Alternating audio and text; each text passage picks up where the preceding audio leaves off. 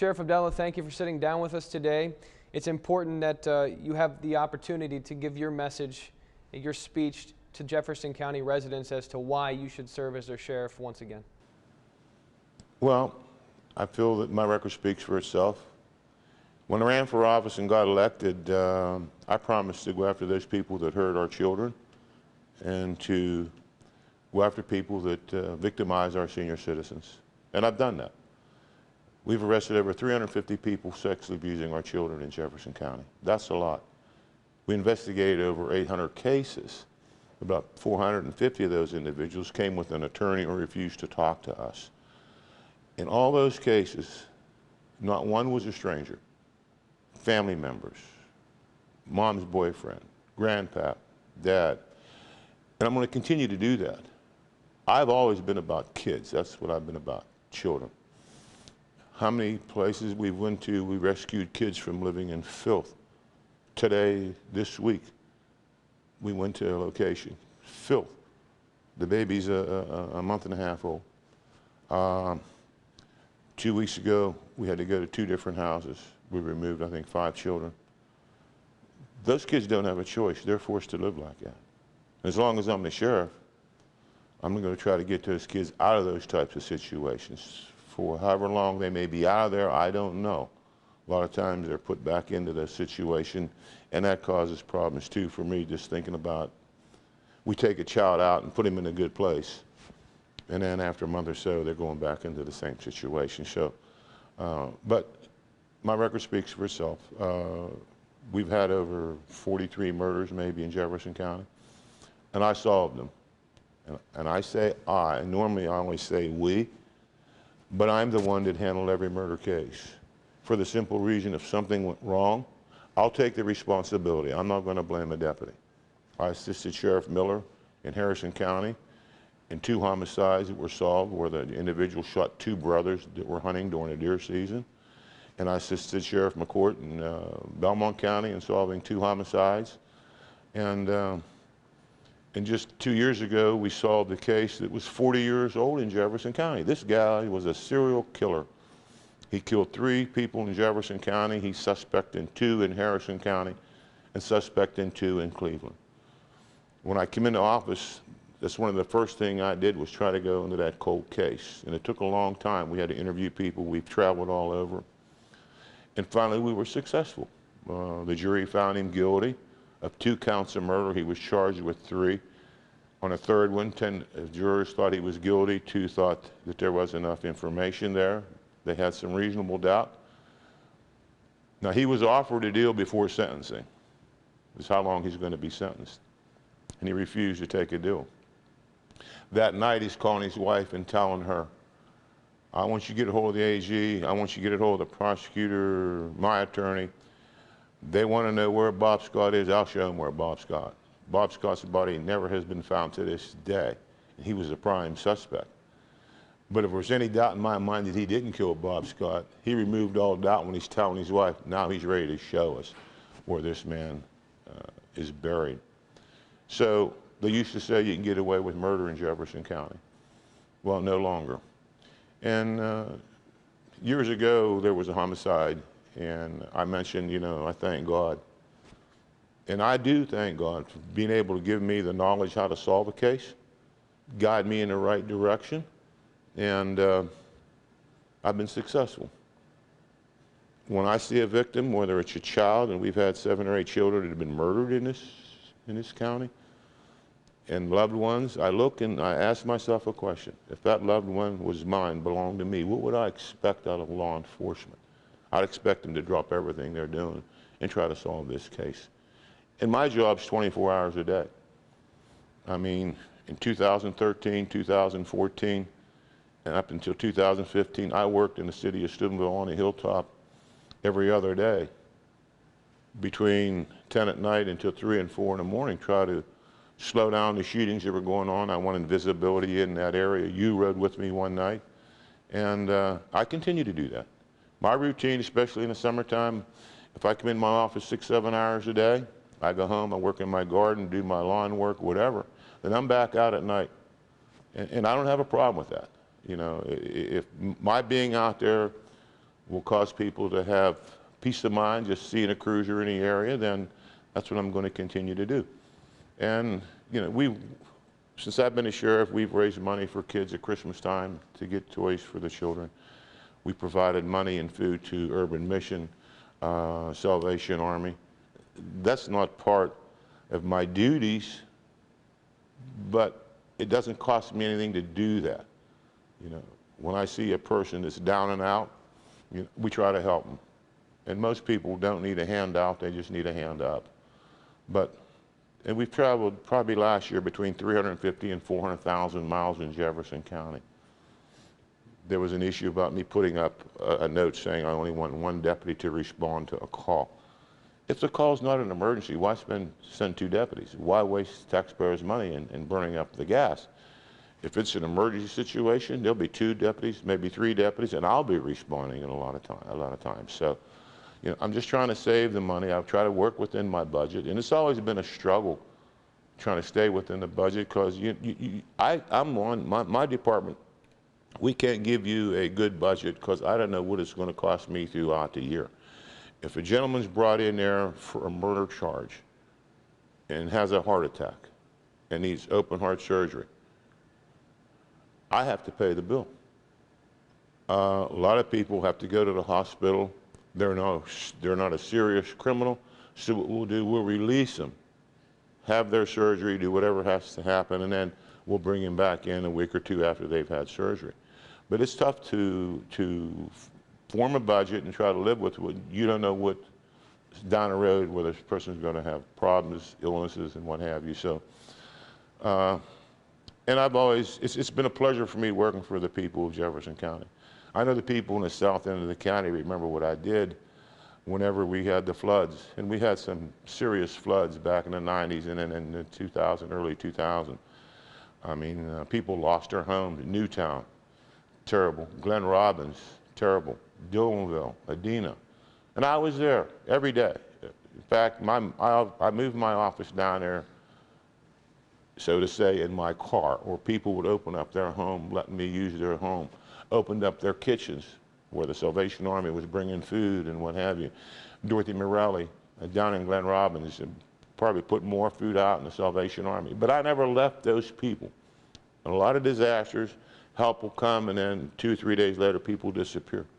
No, I didn't do that. I stayed there with the people until they got things back together and working with every fire department in this county from one end to the other. So, and I'll continue to do that. So much is made of your age and how long you've served, and we talk a lot about it, your experience, your health and well-being. Are you still healthy to serve? Do I look healthy? You do. You know, President Reagan, God bless him, he was 73 when he was re-elected President of the United States. So I am healthy. God's given me good health, and I thank him every day for it. I'm cancer-free since 1999. Had a partial knee replacement a couple years ago, had a stent put in 2005. But I'm healthy as a bull. And I felt that as long as I could solve crime, as long as God gives me the knowledge and good health to pursue and solve crime, I'll continue to do it. And of course, this is my last go-round. I don't intend to run anymore. My deputies keep saying, you gotta go, you gotta go. Whoa, wait a minute. I don't want to be in a wheelchair with a red lights and siren as a sheriff. So my health is excellent. Mark Clark is someone that served under you, that worked under you, and by every indication still respects you. Why do you think he's running against you this time around? Well, for all the years that he worked for me, as well as all my deputies, I treat him like a son. Everyone down there now that I've hired, men and women, and I treat them like children. I treat them like they're part of my family. And when I first met Mark, he was in the mall as a security guard. And I brought him on board, made him a corrections officer, then went to a deputy, and then made him a sergeant, and then made him a lieutenant.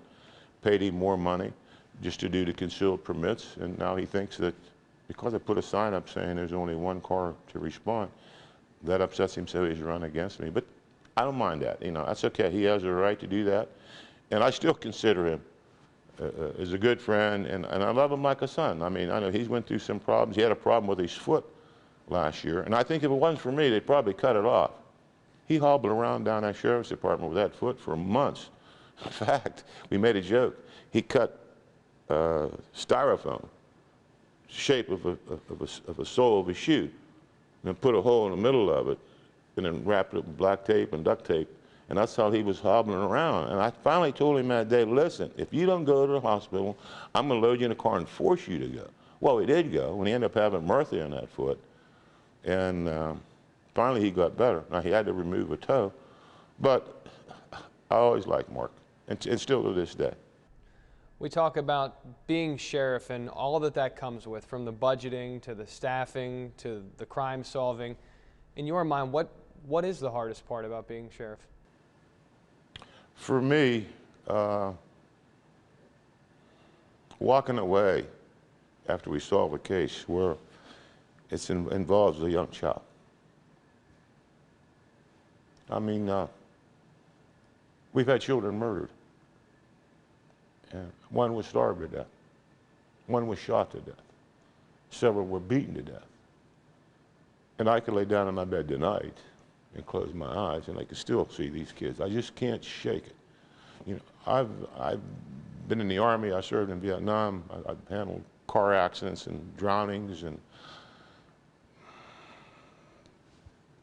people being murdered. I can handle all that. But I just cannot handle when a child's a victim. And that's what hurts. That's what troubles me the most. Everything else in the sheriff's office I can handle without a problem, no matter what it is. But when it involves a child, it's just too much for me. I mean, you know, right away. I used to go years ago and hug my children. And now it's my grandchildren, when they were growing up, after I would come off a case. We had a case where the family came into Jefferson County and said their 7-year-old girl was abducted from the mall. And it was terrible. There was pandemonium in the city. The Steubenville police were searching the mall from one end to the other. Long story short, I got a confession out of the mom's boyfriend that the baby was dead, and I knew the baby was dead. And I called Sheriff Gazinka, God bless him, from Brooke County, and we found the baby in a garbage bag. And when I lifted the baby up, the baby was supposed to weigh 33 pounds. And he and I lifted the baby. It was on a big shrub. And I told him, Sheriff, this baby can't weigh 15 pounds. The baby weighed 11 pounds, 7 ounces. That was on a Sunday. When I got home, my youngest grandson, Seth Potenzini, was 3 months old. And I just picked him up, and there he is, 3 months old, and he weighed 11 pounds. And earlier I had a child 7 years old that weighed 11 pounds, 7 ounces. You just can't wipe them out of block them out of your mind. You just can't. In this job, you have to have a lot of compassion and feeling for people, and I don't know, but those cases are just a heartbreak. We talk about the time you've spent as sheriff, and it's been a while. In this next term, are there any new ideas or fresh ideas that you hope to bring to the sheriff's office, given that, as you said, this is probably the last rodeo? Well, there's an old saying, if it's not broke, don't fix it. I'm always open to bring new technology. Right now, we're just in the process of getting the cameras, the body cams. I mean, I brought the sheriff's office into the 21st century when I came in there. I mean, cruisers had fenders that were wired up with baling wire. I mean, it was pathetic. But if there's something that I think we need to have more of course, training's an important thing. We go through training constantly. But if I see something that I think will make the sheriff's department better and operate, hey, no question, and I'll do it. And I'm one that's not shy. If I need help with anything, I'll call. If I need assistance from other departments, I call. I've worked with sheriffs up and down the valley. When we talk about murder cases, I flew to Florida, brought up back a murder suspect, went to California, brought 3 murder suspects back, went to Tennessee, arrested a guy for killing his dad. Worked with sheriffs from Carroll County, Sheriff Williams, Dale Williams, Sheriff Offenberger before him, Sheriff McCord, Sheriff Lucas, Sheriff Myers from Harrison County. Worked with all fire departments. I tell you what, as a sheriff, I don't think I could really do my job if I didn't have the help of fire departments from one end of the county to the other. whether it's snow blizzards, whether it's floods, whatever it is, and I call. If we're looking for someone that's lost, we'll call the fire departments. And we got great fire departments in this county from one end to the other. And some of them, you take Wintersville Fire Department, you take Brilliant Fire Department. If you ever go through a tour of those places, I don't think there's any fire departments in the state that could outdo these departments. And like I said, if I need assistance, I'm not shy, I'm going to ask for help. I don't say I'm going to do it, I don't need any help. No, that's not me. Despite your best efforts, the efforts of the Sheriff's Office and Steubenville Police Department and police departments across Jefferson County, crime continues. We've seen a rise in drug use and trafficking in Jefferson County. There are still murders. What do you think needs to change? Because maybe it isn't policing, maybe it's something else. I don't know that I have an answer for that. I never seen so many young kids taking these hard drugs, starting off with the painkillers. They got hurt in football or cheerleading. I mean, it's a heartbreak. I mean, and I said 15 years ago, heroin's a scourge. I mean, it's just all over, not in Jefferson County, but all over.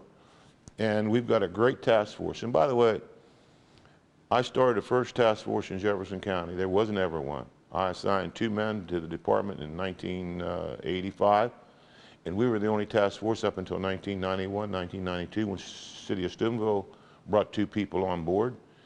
And then we continued on until Jimmy Mavromatis retired out of the DEA, had an idea of making it even stronger, and we did that. And right now, we got a great task force. I got a deputy out there. I got Jason Hanlon from the city, Tommy Ellis from the city.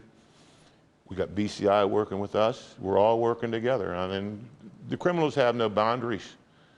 You know, they can go anywhere and sell their drugs. And our hands used to be tied. Right now, Marshal Service out of Ohio, Jefferson County, and West Virginia Marshal Service, we have men appointed, special officers, special deputy marshals, so they could cross the borders, working with the people in Weirton over there with their task force in Brooke County.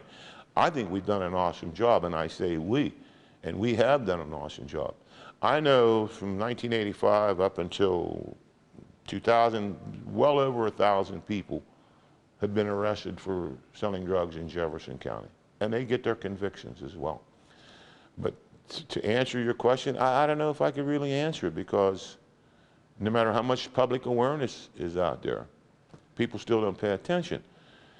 And I'll say we never win a war on drugs. And the reason I say that, I used to go into schools and talk to kids, 2nd, 3rd, 4th graders, and I'd ask the question, do you know anybody that does drugs? Nobody knows. These last few years, like last year, they brought in 80 students for me, 2nd, 3rd, 4th graders. And I asked that same question. 30, 35 hands went up. Mommy does it, daddy does it, mommy's boyfriend does it. How are we going to win a war on drugs? When the parents are stupid, they're doing drugs in front of their children. Some of them have died in front of their children. A woman in Toronto died, she left 2 children behind. A woman here just 2 months ago died, left 2 children, 2 and 4 years old. Kids go home and see their moms overdosed on a couch, passed out. Toronto PD just had an incident in Toronto here 3 weeks ago. The 2 children are outside at 9:30 at night. All they had on was some underclothes and no shoes, no socks. Mom's in the house, passed out. And how many times we've been to the same place over and over again for someone that's overdosed? 2nd time, 3rd time, for the same person that's overdosing. And we did a public service announcement here with News 9 this year, and like I tell them, when you put that needle in your arm, that may be the last thing you see. That may kill you. But they don't understand. And as long as people are in a state of denial that they don't have a problem, you're never going to be able to help them. But thanks now to things going on in the county, you got drug courts coming on, Coleman Services now working with Jefferson Behavioral. You know, we're trying to provide the services out there for people without them having to pay for it. We tell people you need help, but in the past, they would go for the help, but they had to pay for it. Now it's going to be a little different. It's not going to cost them. If they have a problem, they're going to be able to be treated. But as far as I'm concerned, the drug epidemic, heroin, it'll be the ruination of the world one of these days because it is all over. Now they have a new drug out. It's a synthetic drug. It's called pink, and it's more powerful than heroin, more powerful than fentanyl. And you know, fentanyl's a powerful cancer drug, and it's a synthetic. They had synthetic marijuana for the longest time. I know kids that had overdosed on that stuff. They went through convulsions. They were having a terrible time. A young kid in Pittsburgh died of it because it burned up his lungs. So what do? Attorney General Mike DeWine was pushing to go after these people. So what they do, they take that drug off, declare it illegal, and then what they do, they change the chemical in the drug, come back with another chemical, and change the name. So here we are. And that's another thing. We continually work with our Attorney General Mike DeWine. Great guy to work with, no matter. I've never ever called without him returning a call. Like in the murder case, we wanted a special prosecutor, no problem. In fact, he just called me today on my cell phone. I haven't got to be able to get back with him. And what I want to talk to him about is how many women in this county, and there's a lot of them, are having babies, and the babies are born addicted to either heroin or cocaine. And they say we can't do anything. That's endangering children. And Jane Hanlon, our prosecutor, is looking in to see if there's some type of law we can come up with. We can go after these mothers. These mothers don't care. And these are the type of children that are born, don't have a chance before they ever come into the world. And that's what's a heartbreak. When we talk about the drug task force, I never hear criticism about the work that they do. Some of the criticism that we hear is that maybe it's not big enough, that there aren't enough people included from the northern end or the southern end of the county that are investigators. Do you agree with that assessment? Is there ways that it can grow? I think there's enough. I mean, when we're working together, you're talking about an army. You're talking about the Brooke Hancock Task Force over there, Wheaton PD Task Force. There's a lot of people. Toronto's a part of that task force as well as Stratton Police Department. No, I think we have enough personnel. You could always use more, but you know, your budget is limited. But for the amount of people that we have, I think we've done a great job. I mean, it's never ending. We'll go in and raid a house tonight. Before the night's over, someone else is already in business. And it's going to continue that way. So with our drug force, I'll put it up against any state, any other task force in the state of Ohio. I'll put my sheriff's office up with any department in the state of Ohio. I think we'll be #1 in the state. And I'm proud to serve as the sheriff. And I wanted to make people in this county proud of the sheriff's department they have. Some may disagree with that, and that's all well and good. But I'll put my record up against any sheriff in the state, any sheriff in the United States. Again, like my record speaks for itself. I mean, we helped 4-H children. We've helped Urban Mission. We helped Salvation Army. We helped the American Legion of Toronto with toys. A lot of people don't know that. And I'm not one to go in and say, yeah, this is what I did. No, I'm not going to do that. I mean, it's we. My job, as far as me personally, it's not so much about arresting people. I'm in a position to help people. And people have come to me and I've been able to help them. People will call with the problem and I'm telling them, listen, you need an attorney. No, our attorney said to call you. But being able to help people is what's important to me. Sheriff Abdalla, thank you so much for joining us today. Good luck on November 8th. Thanks for having me. Thank you Very much.